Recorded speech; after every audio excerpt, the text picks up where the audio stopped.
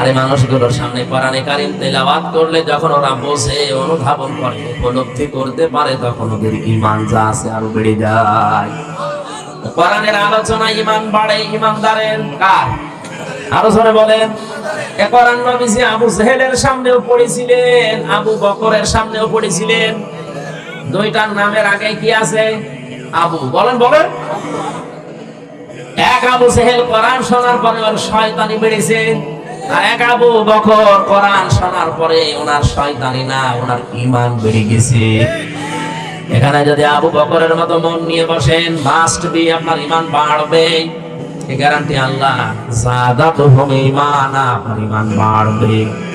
কিন্তু আবু জেহেলের মন নিয়ে যদি কেউ বসে, ঈমান না, ওর শয়তানি বাড়বে।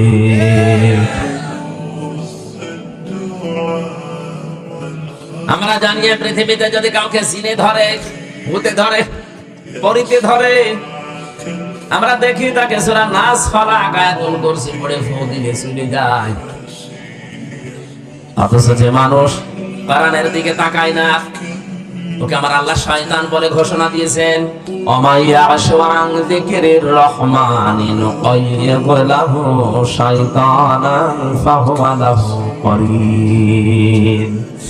সূরা যুখরুফের ভেতরে আছে 25 পারার 11 পৃষ্ঠার প্রথম লাইনে আছে, আল্লাহ পাক বলেন আমার কোরআন থেকে যে লোকটা মুখ ফিরিয়ে নেয়, আমি আল্লাহ ওর পেছনে একটা শয়তান নিযুক্ত করে দেই। ও আর শয়তান তখন পার্থক্য থাকে না, দুইটাই এক হয়ে যায়। একটু খেয়াল করেন, শয়তান আল্লাহর বিধান লঙ্ঘন করেছে একটা, কয়টা বলেন না কেন? কিন্তু আল্লাহর বিধানের বাইরে নতুন করে কোনো আইন বা বিধান ও বানায়নি। আল্লাহ বলেছিলেন সেজদা দেয়নি, এতটুকুই কথা বলে না কেন? ওকে আল্লাহর আইনের বিরুদ্ধে নতুন করে কোন আইন বানিয়েছে? বলেন বলেন না। ওর দোষ ছিল একটা, যে মানে নাই আল্লাহর একটা বিধান। এই জন্য আল্লাহকে মারদুদ, শয়তান, রাজিম কত কিছু বলে জান্নাত থেকে দূর করে দিয়েছে। দুইটা জিনিস থেকে বঞ্চিত, কোনোদিনও ক্ষমা পাবে না, কোনোদিন জান্নাত পাবে না। একটা বিধান শুধু মানে নাই, নতুন করে কোনো কিছু ওই বিধানের বাইরে তৈরি করতে যাবে, করে নাই। কিন্তু যে মানুষ আল্লাহর শ্রেষ্ঠ সৃষ্টি দাবি করার পরে আল্লাহর আইন মানে না, আল্লাহর এগেইনস্টে নতুন করে আইন বানিয়ে পরিবার, সমাজ, রাষ্ট্র চালাতে চায়, এটা তো শয়তানের দাদা। জিন শয়তান আয়াতুল কুরসি নাস ফালাক পড়লে চলে যায়। আর এরকম শয়তান যারা আছে, এদেরকে পুরা কোরআন পড়িয়ে ফেলে দেবে। সুতরাং আল্লাহর আইনের বিরুদ্ধে যারা আইন বানাচ্ছেন, আল্লাহর কোরআনের এগেইনস্টে যারা নতুন নতুন নিয়ম নীতি বানিয়ে দুনিয়ার মানুষকে শান্তি দিতে চান, শান্তি আপনি দিতে পারবেন না, আর অশান্তির দাবানল চলবে। এর একটা প্রমাণ এই শরীফ থেকে শরীফা।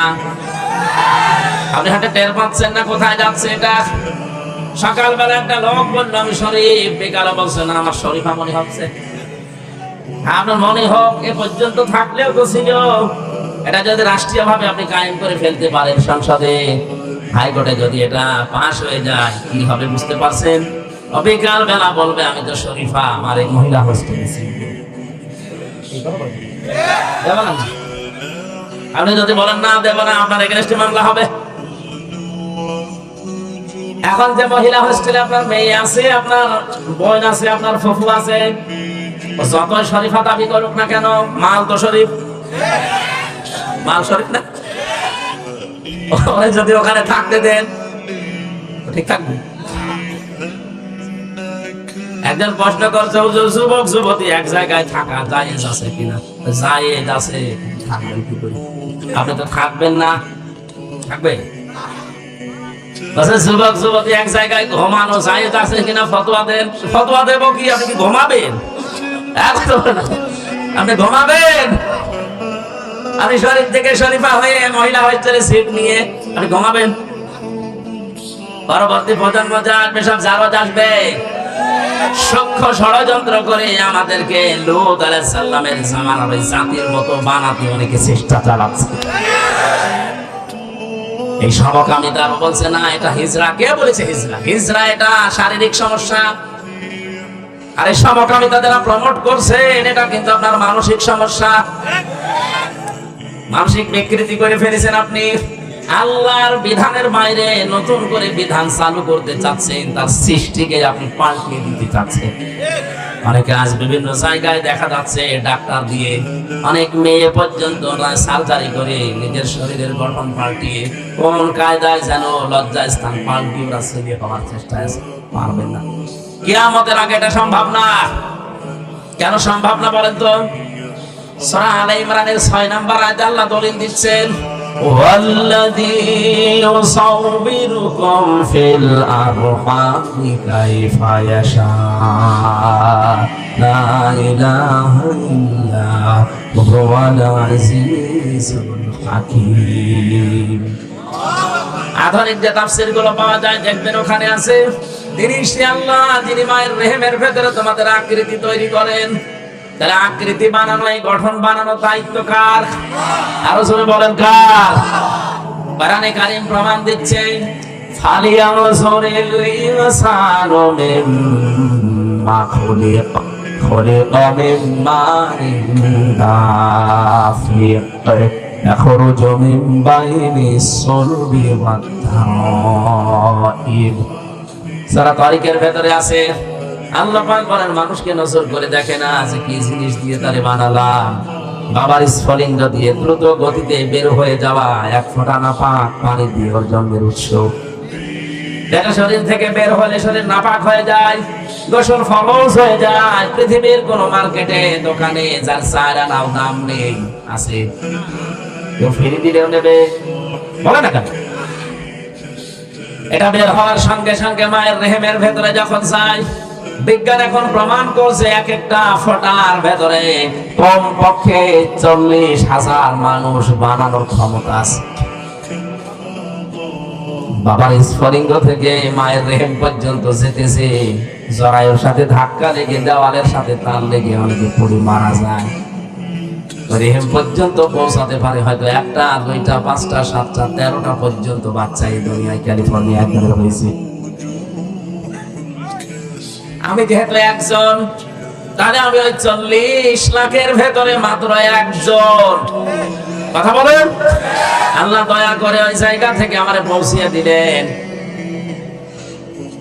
বিজ্ঞান এখন দেখতে পাচ্ছে, গবেষণা করে এই বীর্যটা যাবার পরে বাবার এই নাপাক বীর্য দিয়ে আল্লাহ 4টা জিনিস তৈরি করে, চুল, রং, হাড় আর পর্দা। কয়টা বলেন বলেন? মায়ের রেহেমের ভেতরে যে নাপাক পানির থলি আছে, এইটা দিয়ে আল্লাহ আরো 4টা জিনিস বানায়, রক্ত, গোশত, চর্বি আর চামড়া। 4, 4, 8টা জিনিস যখন এক হয়, আল্লাহ পাক বলেন আমার বান্দা আর বান্দি বানাতে আমি আল্লাহ 5টা জিনিস আমার রব নামের খাতিরে দান করি। وَجَعَلَ لَكُمُ السَّمْعَ وَالْأَبْصَارَ وَالْأَفْئِدَةَ إلى آخر آية।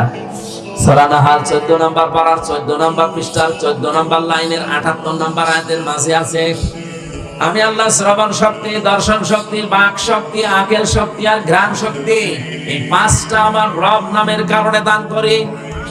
দিনাজপুর মাসে মগজ যদি থাকে মাথায়, চিন্তা করেন আল্লাহ যদি ওই সময় একটাও কম দিত, আপনি হতেন কিন্তু অপূর্ণাঙ্গ। দর্শন শক্তি যদি আল্লাহ না দিত, আপনি কানা হয়ে দুনিয়ায় আসতেন। কথা বলে না কেন? অনেক কানা দুনিয়ায় আসে না। আপনি যদি কানা হতেন তখন বুঝতেন কি ঠেলা। কুমিল্লায় একবার খাবার খাচ্ছিলাম, পাশে থেকে এক অন্ধ, বিদ্যুৎ চলে গেল, আমরা হাওমাও করছি, কোথায় তাড়াতাড়ি জেনারেটর চালু করে, কারেন্ট কোথায় গেল, আলো নেই। মাত্র 2 মিনিটের ভেতর ওনাদের জেনারেটর নষ্ট, আলোর ব্যবস্থা করতে পারে নাই। অন্ধ আমার হাত চেপে ধরে বলছে, হুজুর মাত্র 2 মিনিট কারেন্ট চলে গেছে, আপনি চিল্লাচ্ছে, অথচ আজ 42 বছর আমার জীবন কারেন্ট নেই। 2 মিনিটের ভেতরে যদি আপনি এত চিল্লাপাল্লা করেন, আমি 42 বছরে তো আমার কান্নাকাটি করার দরকার কি? আল্লাহ হারিয়েছি আমি ছাড়া দুনিয়ায় কেউ জানে না। আপনি একটু চিন্তা করেন, যারা অন্ধ, পরিবারের একটা তথ্য বলেছিলেন হুজুর, আপনারা যারা চোখওয়ালা মানুষ স্বপ্ন দেখেন, কিন্তু আমরা যারা অন্ধ তারা স্বপ্ন দেখি কিন্তু কিছু দেখতে পাই না, আওয়াজ শুনি। কত বড় নিয়ামত এই দর্শন শক্তি আল্লাহ পেটের ভেতরে আপনাকে। إني علمت بأن ولبس خبيث مضل قبيح تبختر ترجل بصوت وخيل فما لك في الأرض درب صحيح إلى الله عدنا وبالله نذنا يطوى زمان بائس شحيح ليطوى زمان بائس شحيح سبيل الدموع سبيل مريح تلهدى يا صاحي كي تستريح